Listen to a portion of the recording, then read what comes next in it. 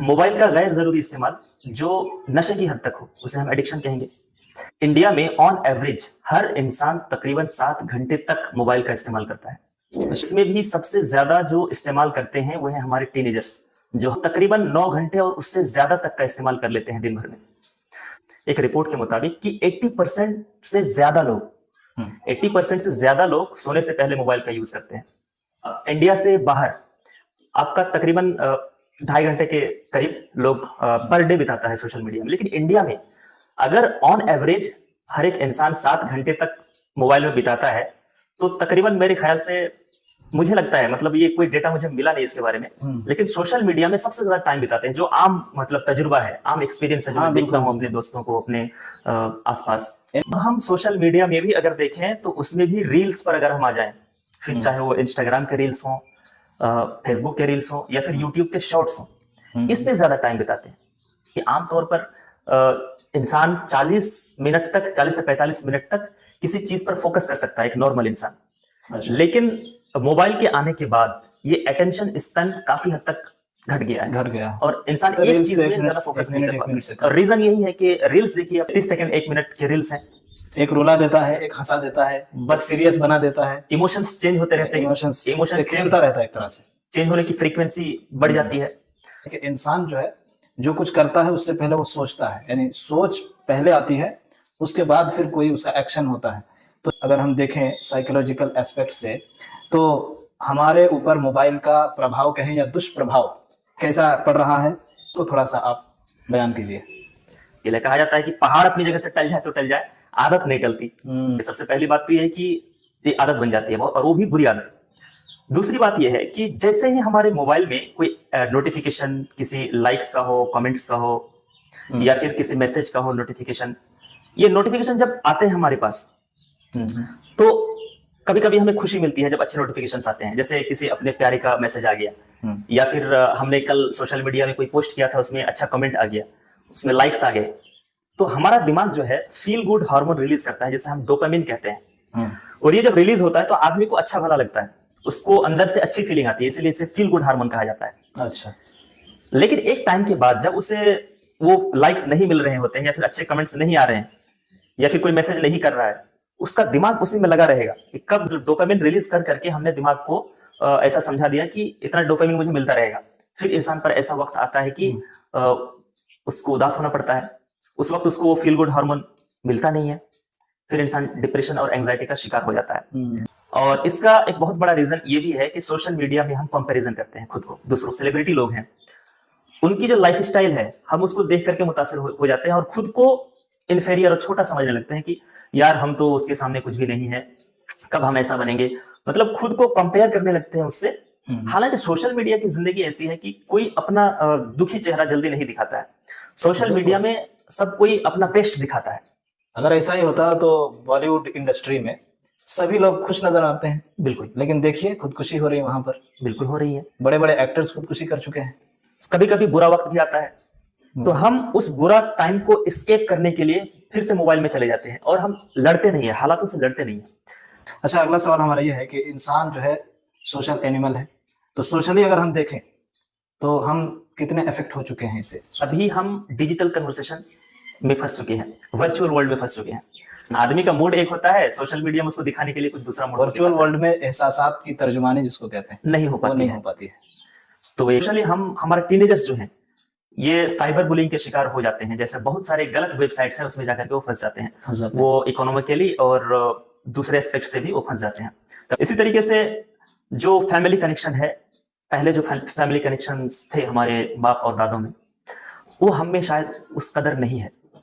हाँ बिल्कुल, क्योंकि हम अपने मोबाइल में घर में भी रहते हुए भी जरूरी औकात में भी हम बहुत ही कम गुफ्तगू करते हैं और फैमिली से दूर हो जाते हैं। मुझे देखकर बड़ा अफसोस होता है कि माँ काम कर रही होती है, बाप बाहर कमा के आ रहा होता है और बेटा बड़े आराम से मोबाइल में बस वही सब स्क्रॉल कर रहा होता है। एक सैड रियलिटी है। माँ चाहती है कि बेटा मुझसे बात करे, शेयर करे अपने प्रॉब्लम्स या अपनी खुशी को, और मैं शेयर करूं।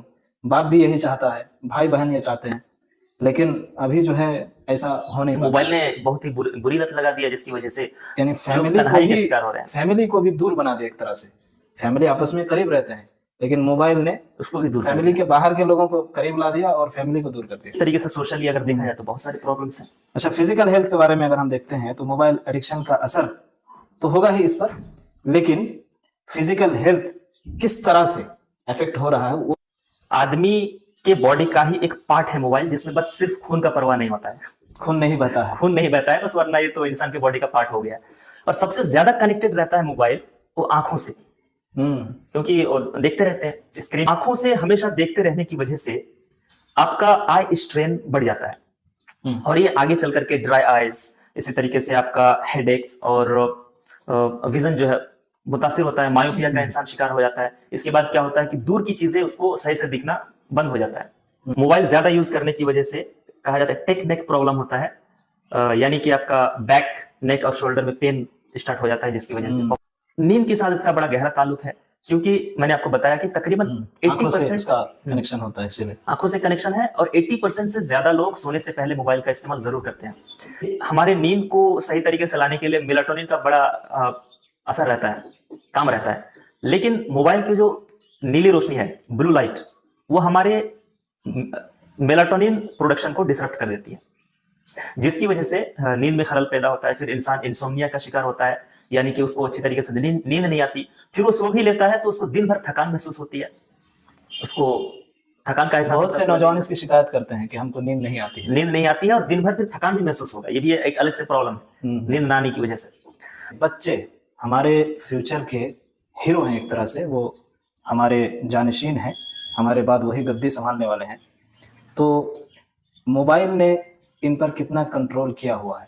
जब हम बड़े हो रहे थे तो हमारा समाज में एक कनेक्शन बन रहा था। बड़ों से कैसे बात करते हैं, फिर नौजवानों से कैसे बात करते हैं, दूसरे बच्चों से कैसे खेलते हैं, ये सब चीजें प्रैक्टिकल सीख रहे हैं, प्रैक्टिकली सीख रहे हैं और वो वर्चुअल वर्ल्ड में सीख रहा है और वर्चुअल वर्ल्ड में सीख रहा है, इसलिए प्रैक्टिकली इसको डेवलप होने में बहुत टाइम लग जाएगा। बहुत टाइम लग रहा है। वो अपने समाज को जानता ही नहीं, वो दूसरे समाज का देख रहा है। तो इसी तरीके से कॉग्निटिव डेवलपमेंट जो है, सोचने और समझने की जो सलाहियत है, ये भी उसकी घट जाती है।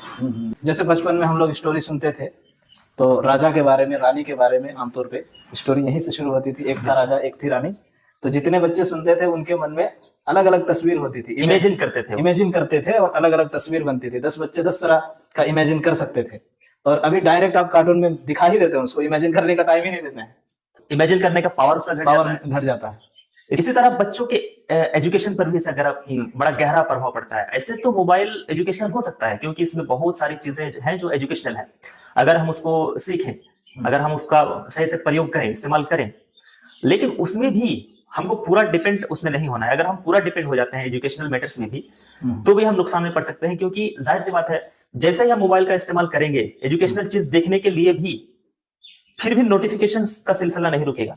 बिल्कुल, वो कहीं ना कहीं से, और वो ऐसा भी, आप ऐसा हम भी कैसे मान सकते हैं कि एक बच्चा है जिसको हम एजुकेशन के लिए पूरा मोबाइल उसको थमा दें, क्या गारंटी है कि वो उस ऐप से हट करके दूसरे ऐप में नहीं जाएगा? कोई गारंटी नहीं है इसकी।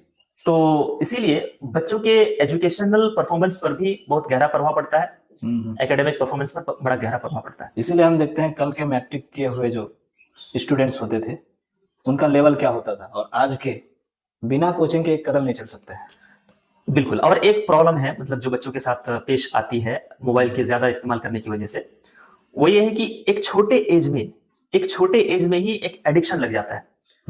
और एक छोटे एज में किसी गलत लत का लग जाना, ये उसके फ्यूचर के लिए बहुत ही घातक है।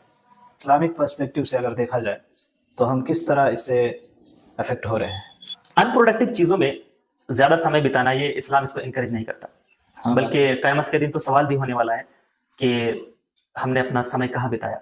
इसके वल्लज़ीना हुम अनिल लग़्वी मुअरिज़ून, कि वो मुंह मोड़ लेते हैं वो उन चीजों से जो लघु है, बेकार की चीजें हैं।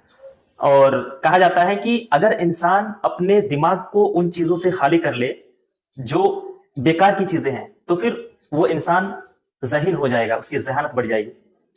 इसी तरीके से जो फराइज हैं, जैसे नमाज किस तरीके से प्रभावित होती है, जैसे अभी अजान हुई, मेरे हाथ में मोबाइल है, मैं ये सोचता हूं कि सिर्फ 5 मिनट और स्क्रॉल करूंगा, 2-4 पोस्ट और पढ़ लेते हैं, लेकिन वो 5 मिनट कब आधे घंटे में बदल जाता है, हमें समझ में नहीं आता। बिल्कुल, कुरान पढ़ना, दुआएं पढ़ना, ये भी सारी चीजें मुतासिर। हम इसको अगर 6-7 घंटा डेली अगर टाइम दे दें तो हम फिर वो वो बोलते हैं बाकी टाइम नहीं मिलता। जो मुस्तहब चीजें सिर्फ फराइज ही क्यों हम सोचते पूछते हैं।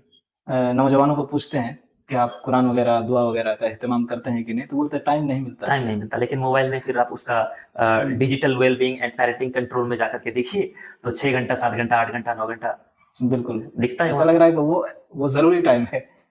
इसी तरीके से जो आंखों का हिजाब है, हम्म, आंखों का हिजाब मेंटेन नहीं हो पाता है क्योंकि इमेजेस और हराम वीडियोस हमारे आंखों के सामने आ जाते हैं जिससे हम आंखों का पर्दा मेंटेन नहीं कर पाते हैं। और एक बहुत बड़ी प्रॉब्लम जिसमें हम फंस जाते हैं, बहुत बड़ा ट्रैप में फंस जाते हैं, वो है आपका हराम रिलेशनशिप। हराम रिलेशनशिप में आजकल के जो टीनेजर्स हैं और यंग एडल्ट्स हैं वो बड़ी तेजी से गिर जाते हैं, फंस जाते हैं इसमें। और बसा औकात वो किसी एक से जुड़े नहीं रहते हैं, बल्कि एक एक मेल और फीमेल, कई कई मेल और फीमेल अपने ऑपोजिट जेंडर से जुड़े रहते हैं। बताइए। तो हराम रिलेशनशिप में फंसने के बहुत ज्यादा चांसेस है, बल्कि जो भी सोशल मीडिया इस्तेमाल करता है तकरीबन 90% के आसपास तो हराम रिलेशनशिप में रहते हैं। अगर हराम रिलेशनशिप में नहीं भी रहते हैं तो गैर महरम से बात तो जरूर हो जाती है किसी न किसी तरह से। अब तो मिजाज ऐसा बन गया है कि जिसका कोई गर्लफ्रेंड या बॉयफ्रेंड इधर से ना हो तो उसको मजाक का निशाना बनाया जाता है। और देसी अल्फाज में उसको नल्ला कहा जाता है, नल्ला का, बताइए। मतलब वही बेकार आदमी। बेकार आदमी। हालांकि उसकी सराहना होनी चाहिए, बिल्कुल उसकी सराहना होनी चाहिए, वो अच्छे काम में है। अच्छे काम में। मोबाइल एडिक्शन से छुटकारा पाने का क्या तरीका है? मेरी एक पर्सनल राय है कि जिस तरीके से हम साल भर में रोजा रखते हैं 1 महीना, उसी तरीके से हम हफ्ते में 1 दिन ऐसा मुकर्रर कर लें कि जिसमें हम मोबाइल को छुएंगे नहीं। तब लेकिन ये चीज पॉसिबल नहीं हो पाती है क्योंकि बहुत सारे जरूरी कॉल्स रहते हैं जो रिसीव करने पड़ते हैं। तो अगर हम ये ना कर सके तो कम से कम इतना कर सकते हैं कि हम मोबाइल के यूजेस को लिमिट कर सकते हैं। एक काम कर सकते हैं कि नोटिफिकेशंस को हम ऑफ कर सकते हैं, क्योंकि इंसान एक किताब में फोकस किया हुआ है। जैसे ही नोटिफिकेशन आया, अगर वो सोच भी ले कि मैं मोबाइल ओपन नहीं करूंगा, लेकिन कुछ समय के लिए उसका जो अटेंशन था, उसका जो फोकस था, वो खत्म हो गया। घंटी की वजह से, उस घंटे की पता वजह नहीं से क्या आया होगा, कहाँ से आया वो होगा, घंटी या फिर वाइब्रेशन जो भी हो, उसकी वजह से उसका वो अटेंशन स्पैन टूट जाता है, ब्रेक हो जाता है। हाँ, ब्रेक हो जाता है। पढ़ाई के समय तो मेरा मशवरा है कि मोबाइल Flight कहीं mode और कर लीजिए, उसकी आवाज ना आए। टाइम के लिए घड़ी वगैरह रख लीजिए और घड़ी टाइम उसी से देखिए, मोबाइल से मत देखिए। देखने जाएंगे तो फिर सामने आ जाएगा। फ्लाइट मोड में कर सकते हैं, लेकिन फिर आएगा ना कि कॉल आया है कि नहीं आएगा, उसमें फिक्र हो जाएगी। बहुत आप सारे साइलेंट करके आप रख दीजिए एक किनारे में। स्पेशली पढ़ने के समय हम उसको अलग रख सकते हैं। अच्छा बिल्कुल। मशवरा है। बच्चों के लिए जहां तक इसके यूजेस की बात है, तो उसका जो गार्जियन है, माँ बाप हो या फिर भाई हो, बहन हो, जो भी हो, बच्चे का जो रखवाला हो, उसकी पूरी गार्डिंग होनी चाहिए। आपने कहा कि सीखने की जो चीजें हैं वो मोबाइल से सीखेंगे, लेकिन बच्चे हैं, वो क्या जानते वो हैं नहीं जानते हैं, कि हमको फ्यूचर में ये फायदा देने वाला है, ये फायदा देने वाला है?